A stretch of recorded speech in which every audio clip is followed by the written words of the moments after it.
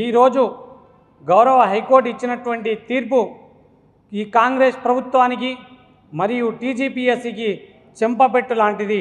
ఎందుకంటే ఈ యొక్క టీజీపీఎస్సీ కావచ్చు, కాంగ్రెస్ ప్రభుత్వం కావచ్చు, చేసినటువంటి ప్రతి ఒక్క స్టేజ్లో, గ్రూప్ 1లో ప్రతి ఒక్క స్టేజ్లో, ప్రిలిమ్స్లో కావచ్చు, నోటిఫికేషన్ ఇచ్చినప్పటి నుంచి ప్రిలిమ్స్లో, మెయిన్స్లో మరియు ఎవాల్యుయేషన్ ప్రాసెస్లో, రిజల్ట్స్ ఇచ్చేటువంటి సందర్భంలో ప్రతి ఒక్క సందర్భంలో టీజీపీఎస్సీ మరియు ఈ యొక్క కాంగ్రెస్ ప్రభుత్వం చాలా తప్పులు చేసింది.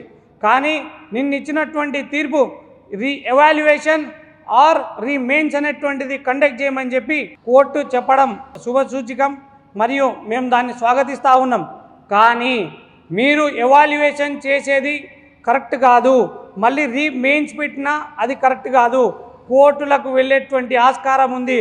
అందుకే మళ్ళీ చెప్తా ఉన్నాం, ప్రిలిమ్స్ నుంచి కండక్ట్ చేయాలి. ఎందుకంటే GO 29 తీసుకొచ్చింది ఈ కాంగ్రెస్ పార్టీ. ఈ GO 29 తీసుకొచ్చి దొంగతనంగా దాపెట్టి 2 రోజుల ముందు మీరు రిలీజ్ చేసి మా యొక్క నిరుద్యోగుల యొక్క పొట్టగొట్టిరు కదా. GO 29 అనేటువంటిది SC, ST, BC బడుగు బలహీన వర్గాలకు చెందినటువంటి విద్యార్థులకు అన్యాయం జరిగింది. ఈ యొక్క GO 29ని తొలగించి పాత GO 55 ప్రకారంగా మీరు ఖచ్చితంగా రూల్ ఆఫ్ రిజర్వేషన్ని పాటిస్తూ మీరు మళ్ళీ ప్రిలిమ్స్ కండక్ట్ చేయాలనేటువంటిది కోరుతా ఉన్నాం. మళ్ళీ ప్రిలిమ్స్ కండక్ట్ చేసేంత వరకు ఖచ్చితంగా జాగృతి నిరుద్యోగుల పక్షాన కొట్లాడబోతూ ఉంది. దాంతోపాటు ఈ యొక్క మళ్ళీ కొత్త నోటిఫికేషన్ అనేటువంటిది ఇప్పుడు వీళ్ళకు ఒక సాగు దొరికింది. 8 నెలల సమయం అనేటువంటిది కాంగ్రెస్ పార్టీకి దొరికినట్టు.